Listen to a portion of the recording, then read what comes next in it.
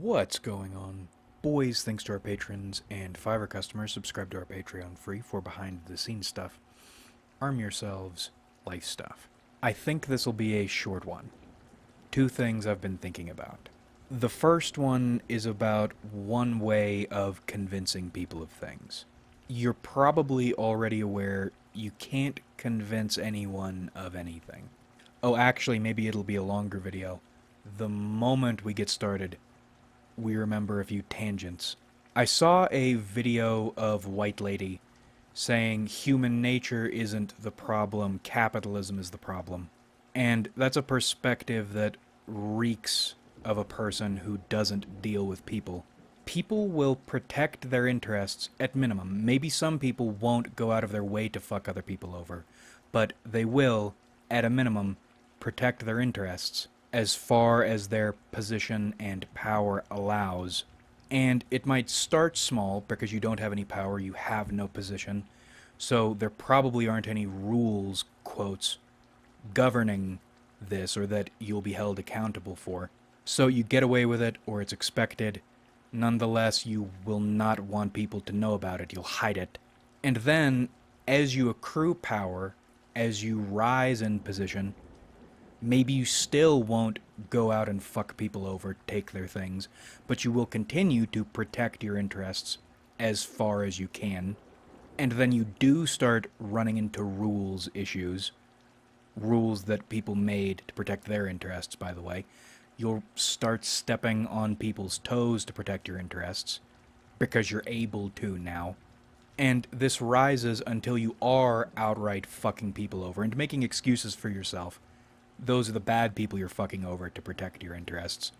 But it's second nature to you. You have no issue with it because you never had any issue with it because this is human nature. This is what people do. You watch people do this.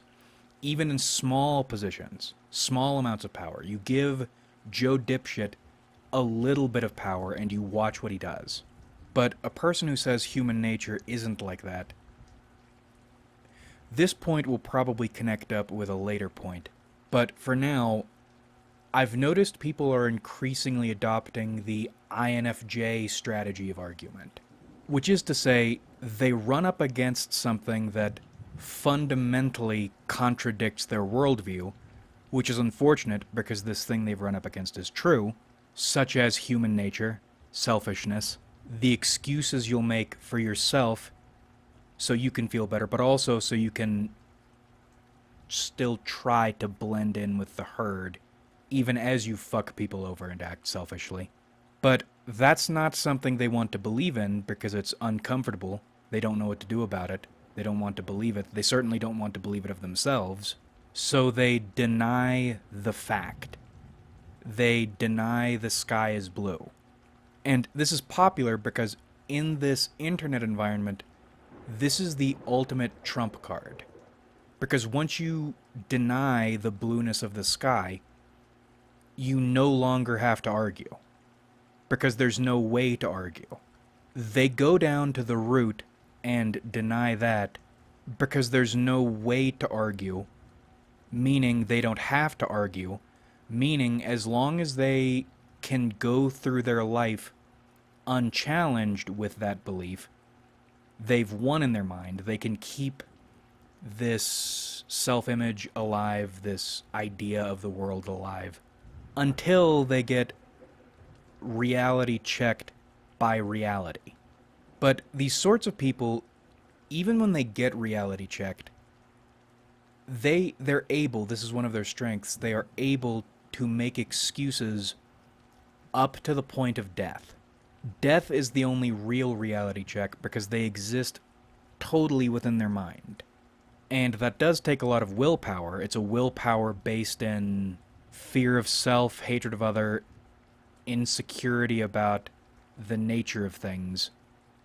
So it's an unfortunate willpower, but for them, as long as it works, they will walk into their graves smiling. But for most people, unless their worldview involves deification of Somalis or some shit, they probably won't reach that point. But it is irritating. It might be okay if they could mind their business. If they want to live in their own world, then live in their own world, but they can't do that. For some reason, these sorts of people, they can never do that. They need to inject themselves into other people's shit. This is a tangent, but it supports the primary 2 points we'll be talking about in this video. Because in the past, I'm assuming these sorts of people were freaks and a minority, but that's not the case anymore. They are the majority by a long shot, and now that they have unblued the sky, there's no reasoning with them. Therefore, you need to play dirty, and you don't need to feel bad about playing dirty. Now, I'm finding common sense is a great vector by which you can manipulate people. Because as we started, you can't convince anyone of anything. If you want someone to believe something, then you need to establish conditions within which they will draw the conclusion you want them to draw themselves. And you do that by targeting their common sense. What is true and obvious and apparent and inherent to them. And you do this by presenting them simple puzzles to solve. Now, vague example. I need these people to believe in X. I need them to believe X is the case, because if X is the case, then that opens up room for me to be doing other shit that I would need a reason to be doing, but I don't have a reason because X isn't true. But according to common sense, it should be true, and for most people will prefer should be true to what is true. So what I do is I pose X as a fact, and I discuss a few components surrounding X, some context around X, but keep it very light.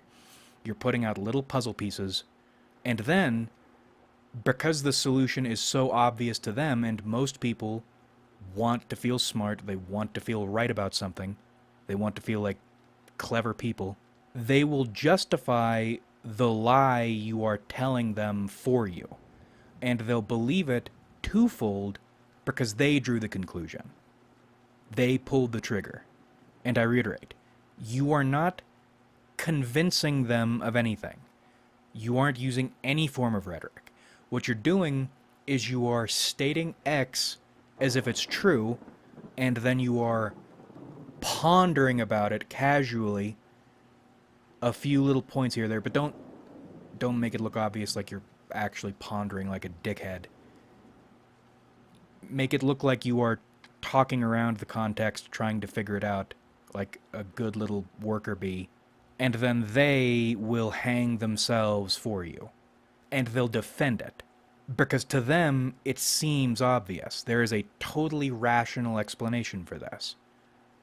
And it's because it's rational to them, that's why they'll defend it. Even when it becomes obvious that's not what's happening. And I think this tactic speaks to a larger principle. You shouldn't ever be trying to convince people of your side.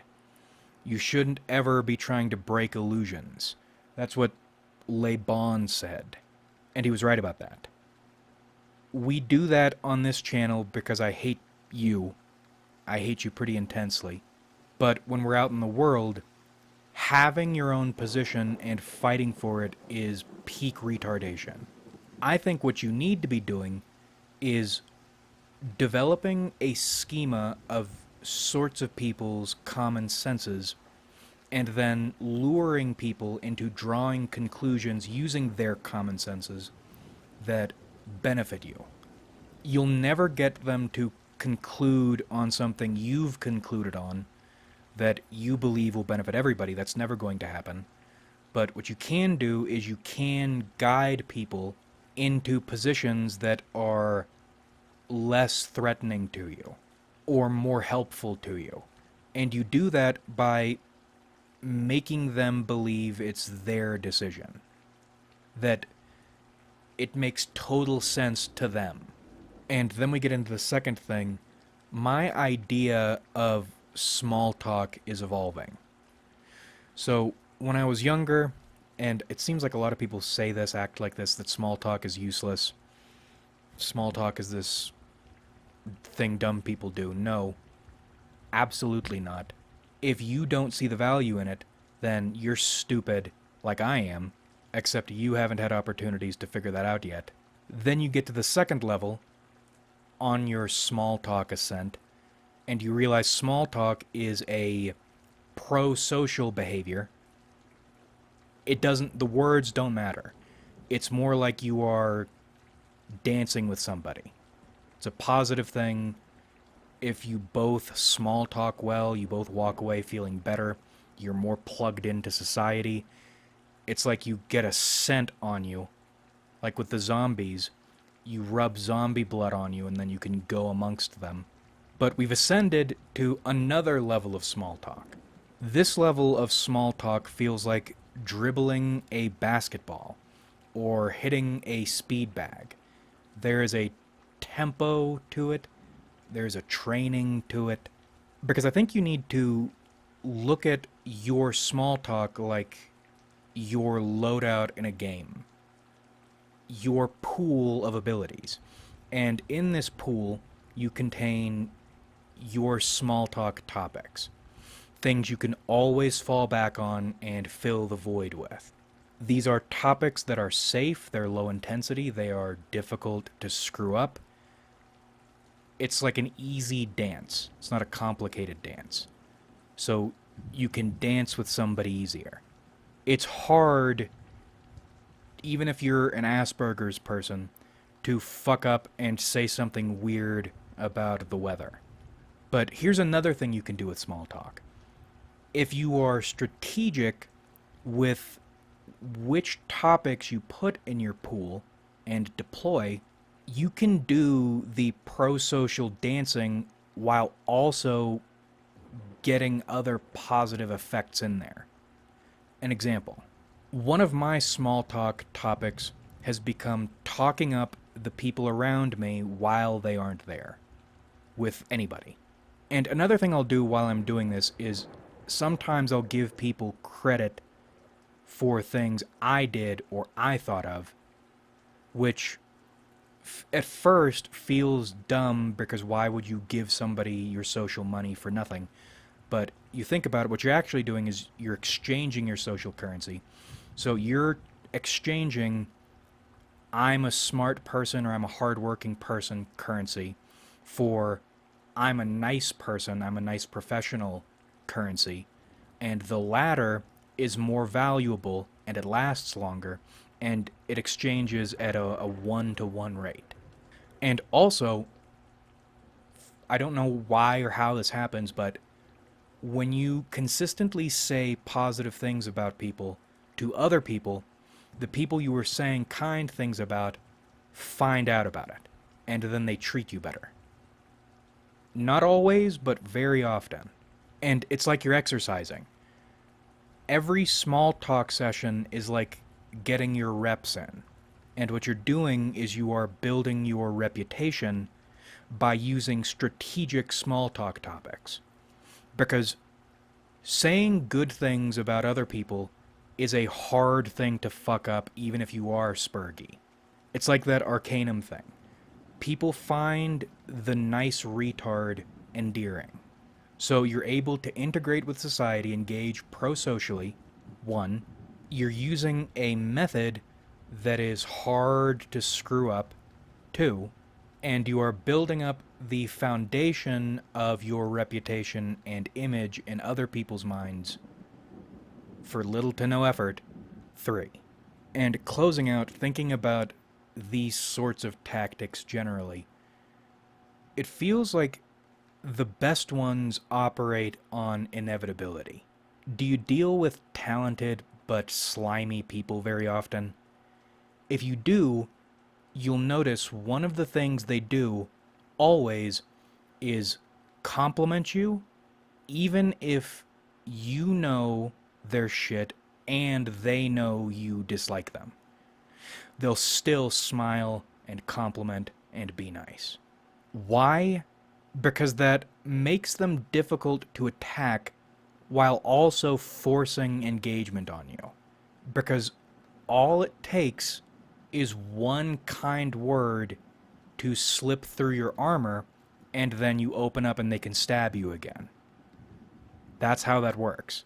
And when all they're doing is being nice, they are giving you no reasonable or socialized opening to fuck them over, to get rid of them.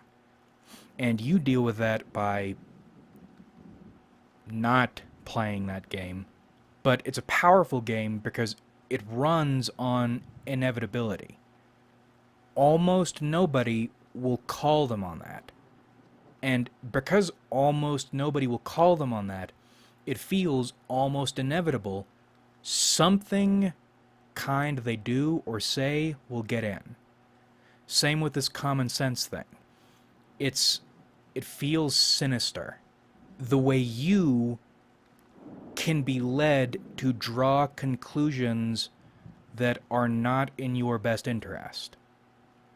And this isn't a hypothetical thing. This is what people do. This is what media does. This is where I think all these retard positivity people come from. Of course the world will get better and treat me nicer and give me what I want if I do things someone is telling me to do, but that makes sense to me, because it makes total sense to me, because I'm so fucking special. I will be treated fairly by life if I do what I'm supposed to do. That's complete common sense to me. So I'll buy this course, and I'll run off at the mouth constantly with everybody. Or I'll take this nice cold snake into my home and warm it up, because that's the nice thing to do, obviously, and the snake will be thankful, obviously. But you get the picture. I think we will cut it here. Maybe one day I should do courses. Like if you enjoyed, subscribe if you haven't.